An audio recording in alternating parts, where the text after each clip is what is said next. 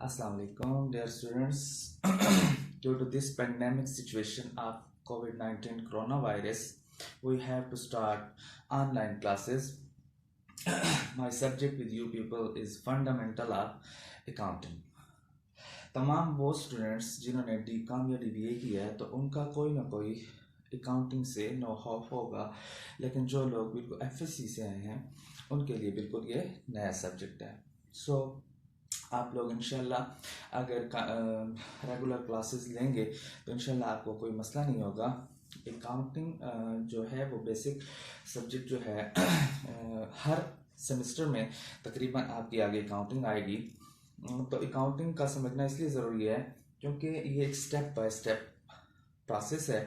यानी अगर आपको फंडामेंटल जिसकी बुनियाद नहीं पता होगी तो आप आगे नहीं चल सकते. ठीक है, तो जिस चीज़ की बुनियाद मजबूत होती है तो आगे यानी अकाउंटिंग इतना बड़ा प्रॉब्लम नहीं होती. हम अकाउंटिंग को लैंग्वेज ऑफ बिजनेस भी कहते हैं. It is also called language of business इसलिए कहते हैं क्योंकि तमाम बिजनेसेस जितने सब्जेक्ट हैं अगर आपको अकाउंटिंग पे सही अबूर हो जाता है तो बाकी सब्जेक्ट जो है वो आपके लिए मसला नहीं होता. और अगर आपको अकाउंटिंग नहीं आती है तो बाकी तमाम सब्जेक्ट्स में भी आपको मसला रहता है. तो इसलिए बच्चे ये आपका फर्स्ट लेक्चर है और इस तरह सीरीज ऑफ लेक्चर जो आपके होंगे तो आपने हर लेक्चर को नोट करना है और रेगुलर आपने लेक्चर लेने हैं तो इंशाल्लाह आपको मसला नहीं होगा.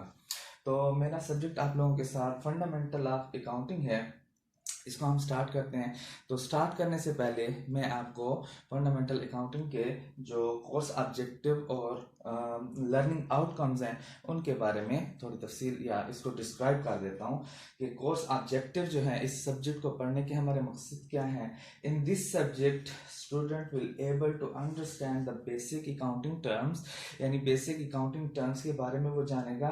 Concepts and flow of transactions, concepts उसके अकाउंटिंग के कॉन्सेप्ट जानेगा.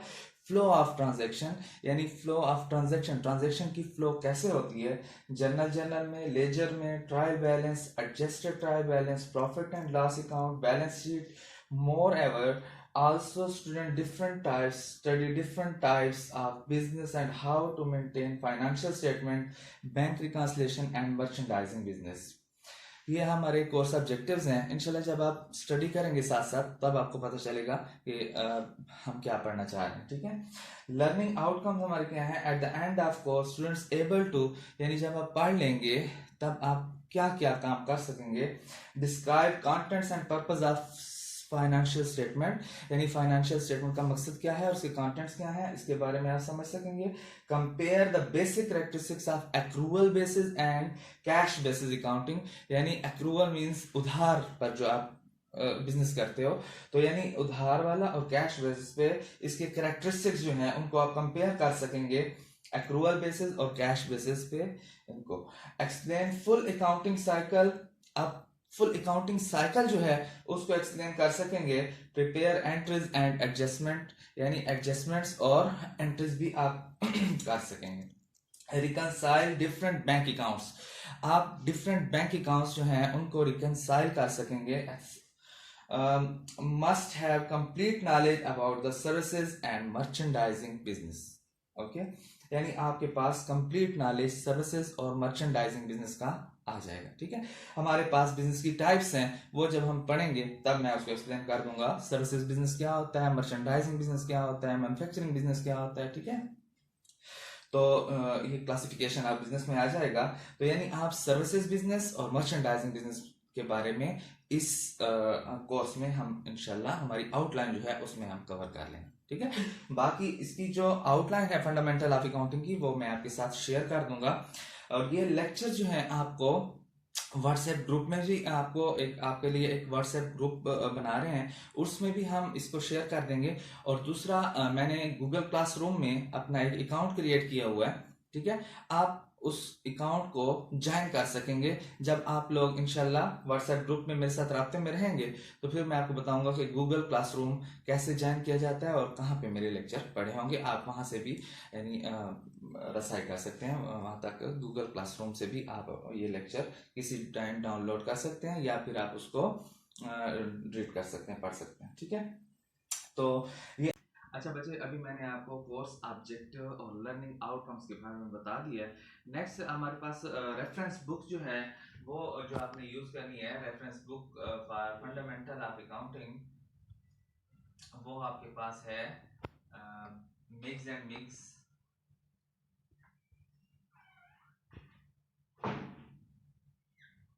11th edition. ओके, ये आपको मिल सकती है, कॉलेज से भी, कॉलेज में भी अवेलेबल है, और अगर आप अपनी परचेज करना चाहते हैं तो आप किसी भी शॉप पे, खबर ब्रदर है, यूनाइटेड बुक सेलर वाला है, उनके पास आपको अवेलेबल होगी।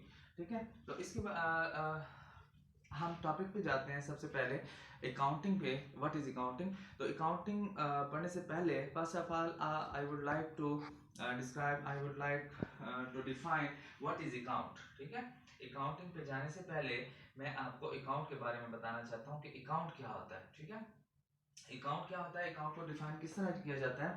Account is an information unit of information, is a unit of information which represent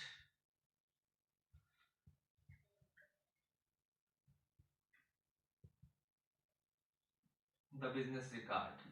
ठीक है, ये एक यूनिट ऑफ इंफॉर्मेशन होता है जो आपका बिजनेस का रिकॉर्ड जो है वो रिप्रेजेंट करता है। अब हमारे पास मेन 5 टाइप्स ऑफ अकाउंट है हमारे पास अकाउंटिंग में। There are main 5 type of account, उनको आपने समझ लेना है, तो इंशाल्लाह आगे आपको मुश्किलात नहीं होगी। तो वो 5 टाइप्स ऑफ अकाउंट्स कौन से हैं। फर्स्ट है हमारे पास एसेट। ठीक है, सेकंड है हमारे पास लायबिलिटीज,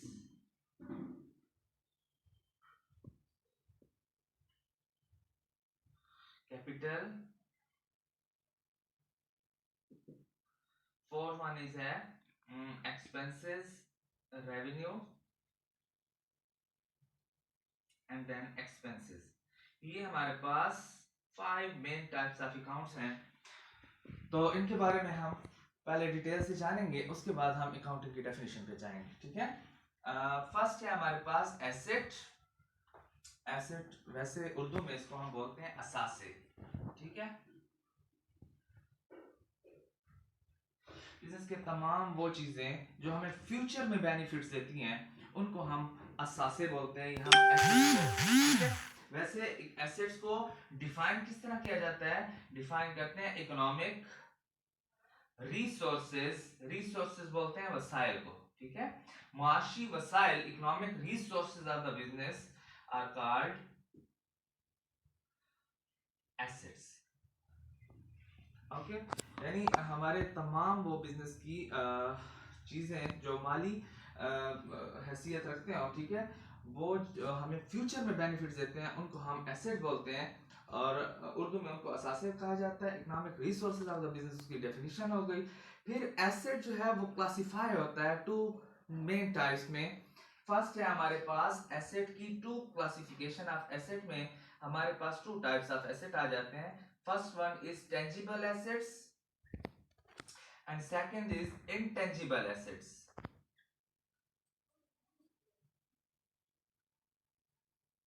tangible assets कौन से होते हैं, all those assets which we can see or touch are called tangible assets। तमाम वो assets जिनको हम छू सकते हैं या देख सकते हैं वो हमारे पास tangible assets होते हैं। और intangible assets कौन से होते हैं, ऐसे assets भी बिजनेस में होते हैं जिनको हम छू या देख तो नहीं सकते लेकिन वो बिजनेस के एसेट्स होते हैं। ठीक है, फिर मैं आपको बताता हूँ कौन से एसेट्स होते हैं। फर्स्ट हमारे पास है टेंजिबल एसेट्स, वो एसेट जो हम जो फिजिकल एग्जिस्टेंस रखते हैं, ठीक है, जिनको हम छू सकते हैं या देख सकते हैं, वो हमारे पास है टेंजिबल एसेट्स। और tangible assets is then divided into 2 types.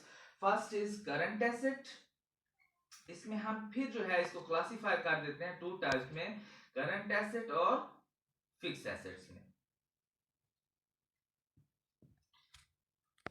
अब हमारे पास करंट एसेट्स कौन से होते हैं और फिक्स एसेट्स कौन से होते हैं, ठीक है तो दोनों टेंजिबल एसेट्स यानी फिजिकल एग्जिस्टेंस दोनों रखते हैं, करंट एसेट्स भी और फिक्स एसेट्स भी, लेकिन करंट एसेट्स और फिक्स एसेट को फिर हमने क्लासिफाई कर दिया। सो करंट एसेट्स वो एसेट्स होते हैं जो एक साल से कम अरसे में हम उनको इस्तेमाल कर लेते हैं, ठीक है, that assets which are consume within 1 year, ठीक है, उसको हम कहते हैं करंट एसेट्स। और लॉन्ग टर्म या फिक्स एसेट्स कौन से होते हैं जो एक साल से, जिनके फवायद हम एक साल से ज्यादा अरसे तक जो है वो हासिल करते रहते हैं, उनको हम फिक्स एसेट बोलते हैं, ठीक है। तो करंट एसेट्स में हमारे कोर्स में जो करंट एसेट है वो हमारे पास है, सबसे पहले आता है कैश, फिर हमारे पास आते हैं note receivable, account receivable, inventory,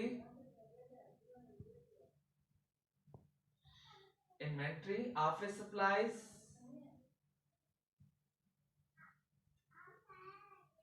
and prepaids. These are the current assets in our course. Cash क्या होती है, मनी यानी जो आप यूज करते हैं, कैश को हम डिफाइन कर सकते हैं any ready currency for which is used as a medium of exchange for goods and services, ठीक है, यानी कैश को हम कैसे डिफाइन कर सकते हैं, cash is any ready currency for which is used as a medium of exchange for the goods and services is called cash.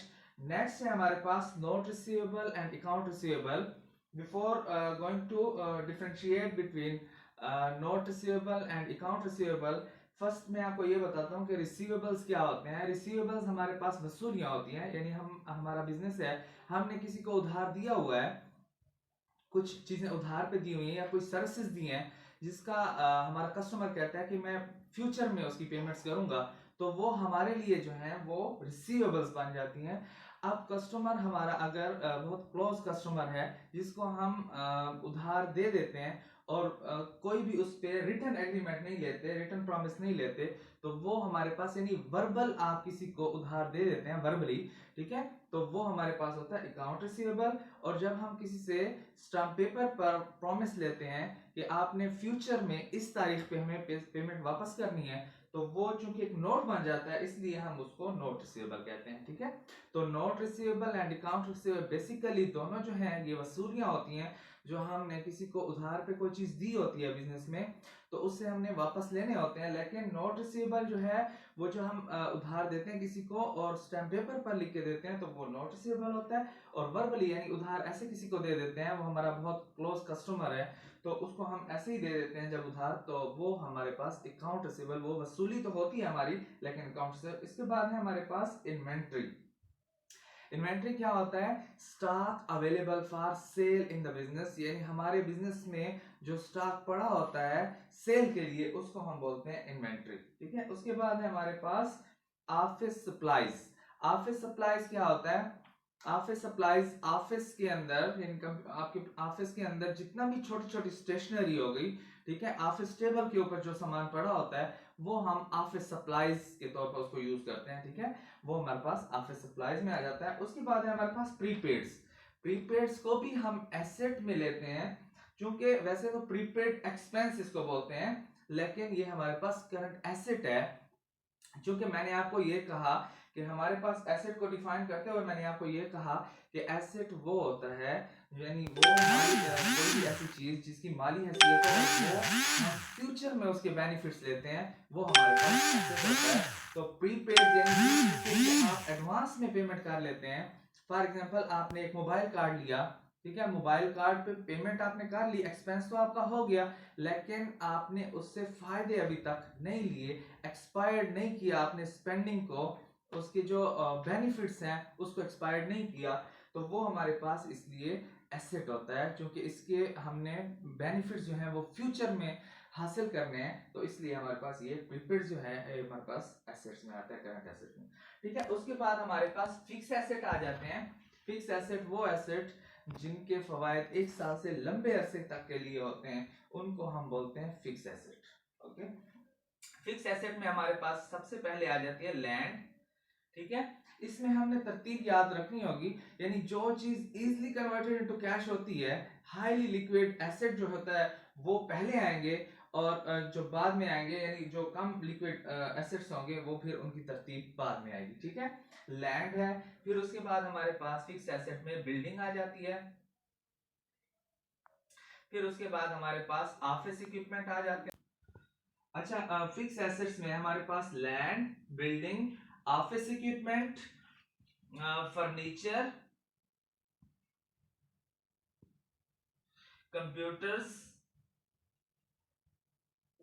Automobiles etcetera. ये हमारे पास तमाम वो एसेट जिनके फवायद एक साथ से लंबे अरसे तक हम जो है लेते रहते हैं, उनको हम बोलते हैं फिक्स एसेट्स। ओके, अब हम आते हैं इंटेंजिबल एसेट्स पे कि इंटेंजिबल एसेट्स मैंने आपको वो कहा कि जो फिजिकल एग्जिस्टेंस तो नहीं रखते लेकिन हमारे बिजनेस के एसेट होते हैं। अब वो कौन से होते हैं? फॉर एग्जांपल वो हमारे पास गुडविल, ठीक है। गुडविल, गुडविल क्या होती है? साख। किसी भी बिजनेस की साख जो होती है वो भी उस बिजनेस का एक एसेट होता है, यानी गुडविल साख। किसी बिजनेस को अपनी साख बनाने के लिए भी उस पे पैसा खर्च करना पड़ता है, उस पे टाइम देना पड़ता है, तभी जाके उसकी गुडविल बनती है। तो जब गुडविल बन जाती है बिजनेस की तो वो भी उसका एक एसेट होता है, ठीक है। प्रेस्टीज हो गई, किसी भी बिजनेस की जो शोहरत होती है, ठीक है, वो उसका इंटेंजिबल एसेट होता है। पेटेंट हो गया, ठीक है, ये हमारे पास इंटेंजिबल एसेट्स हैं। फिर इनको हम डिटेल में आगे पढ़ेंगे जब हम टॉपिक्स हमारे आएंगे डिटेल में, तो फिर हम उनको डिटेल में मजीद इनको जानेंगे कि ये कैसे, ठीक है। अब हम आते हैं नेक्स्ट उस पे, हमारा नेक्स्ट जो अकाउंट है, मेन अकाउंट, वो है लाइबिलिटीज, ठीक है। लाइबिलिटीज को उर्दू में हम बोलते हैं वाजबात, ठीक है, उधार। जो हमने उधार लिए होते हैं लोगों से, उसको हम बोलते हैं लाइबिलिटीज। लाइबिलिटीज को फिर हम क्लासिफाई करते हैं टू टाइप्स में, ठीक है। मैं इसको जरा साफ, अच्छा, लाइबिलिटीज वाजबात, ठीक है, इसको हम डिफाइन किस तरह करते हैं? डेट्स या ऑब्लिगेशंस ऑफ द बिजनेस, ठीक है। हमारे पास डेट्स या ऑब्लिगेशंस जो होते हैं बिजनेस के, वो हमारे लाइबिलिटीज होते हैं। लेकिन लाइबिलिटीज को भी हम फिर क्लासिफाई कर देते हैं टू टाइप्स में, ठीक है। एक हमारे पास होती हैं करंट लाइबिलिटीज और एक होती है हमारे पास लॉन्ग टर्म लाइबिलिटीज, जिससे नाम से जाहिर है लॉन्ग टर्म लाइबिलिटीज और करंट लाइबिलिटीज या शॉर्ट टर्म लाइबिलिटीज, यानी वो तमाम वाजबात जो हमने एक साल से कम अरसे के लिए किससे लिए होते हैं, उसको हम बोलते हैं करंट लाइबिलिटीज। और वो तमाम उधार या वाजबात जो बिजनेस ने लिए होते हैं मीडियम टर्म या लॉन्ग टर्म बेसिस पे, उनको हम बोलते हैं लॉन्ग टर्म लाइबिलिटीज। हमारे पास जनरली जो हमारे कोर्स में आएंगे करंट लाइबिलिटीज, वो हमारे पास नोट्स पेएबल के नाम से, अकाउंट्स पेएबल, सैलरीज पेएबल, इसी तरह वेजेस पेएबल, ठीक है, रेंट पेएबल, ये हमारे पास करंट लाइबिलिटीज में आ जाते हैं। यानी नोट्स पेएबल और अकाउंट्स पेएबल सेम उसी तरह जैसे हमने नोट्स रिसीवेबल और अकाउंट रिसीवेबल के बारे में पढ़ा था, उस तरीके से अब पेएबल है, यानी हमने किसी के उधार देने हैं।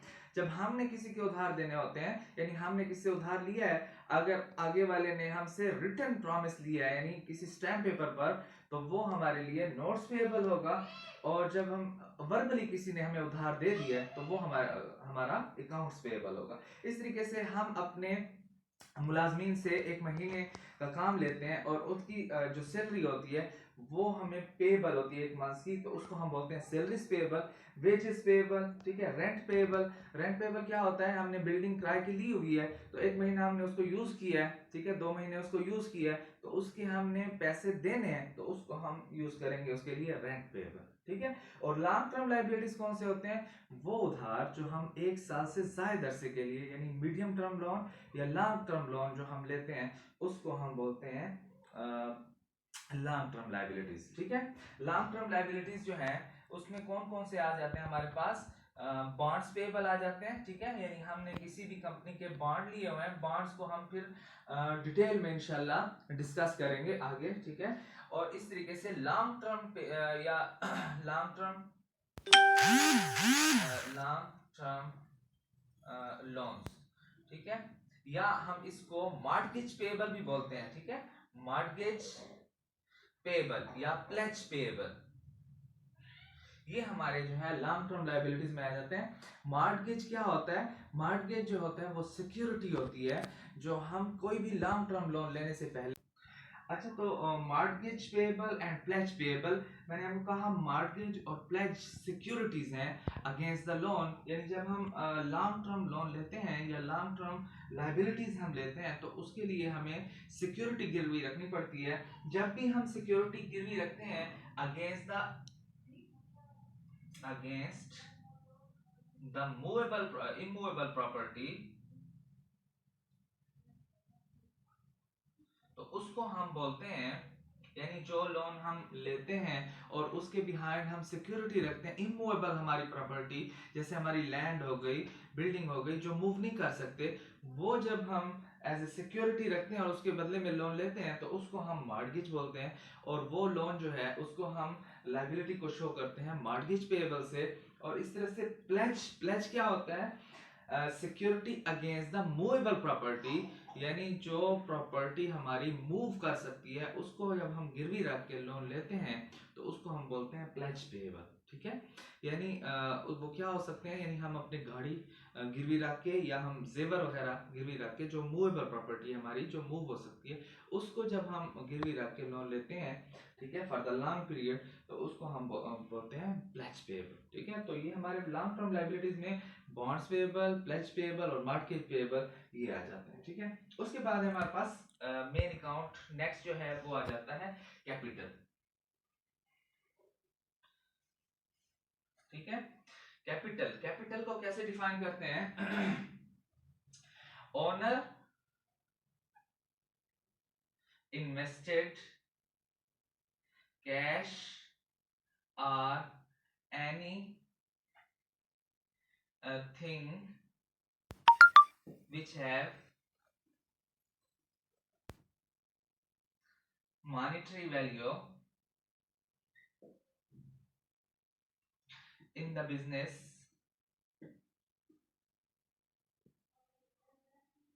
is called capital, ठीक है। owner invested cash or anything which have the monetary value in the business, यानी मालिक जो है वो जब बिजनेस में पैसे डालता है या वो ऐसी चीज जिसकी मॉनेटरी वैल्यू होती है, ठीक है, वो बिजनेस में जब पैसे डालता है तो उसको हम कहते हैं कि ये उसका कैपिटल है, उसका सरमाया है। उर्दू में इसको बोलते हैं सरमाया, ठीक है। उसके बाद हमारे पास मेन जो अकाउंट आ जाता है वो है रेवेन्यू, ठीक है। रेवेन्यू क्या होता है?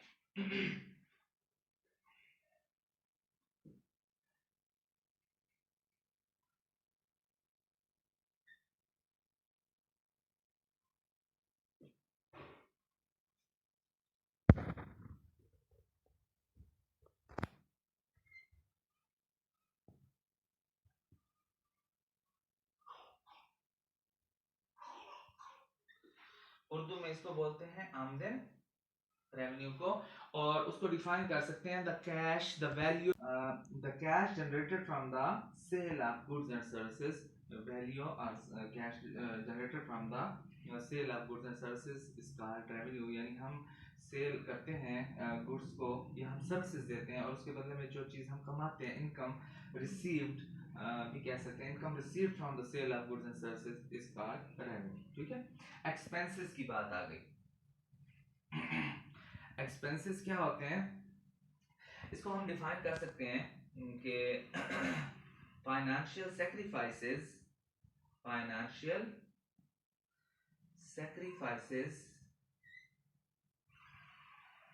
टू एक्वायर द बिजनेस, ठीक है। एक तो हम इसको ये डिफाइन कर सकते हैं कि financial sacrifices to acquire the business, यानी माली कुर्बानियां जो हम देते हैं अपने बिजनेस को पाने के लिए और उस पर जो खर्च करते हैं उसको हम बोलते हैं एक्सपेंसेस। या इसको हम इस तरह भी डिफाइन कर सकते हैं कि बेनिफिट्स आर वैल्यू टेकन, जैसे मैंने आपको एसेट्स में कहा कि हम जो भी खर्चा करते हैं उसमें फ्यूचर में बेनिफिट्स के लिए, तो उसको हम एसेट कहते हैं। और जिसको हम कंज्यूम कर लेते हैं, जिस फायदे को हम, ठीक है, expired portion of our spending is also known as expenses, ठीक है, या बेनिफिट्स या value, taken, it doesn't matter the money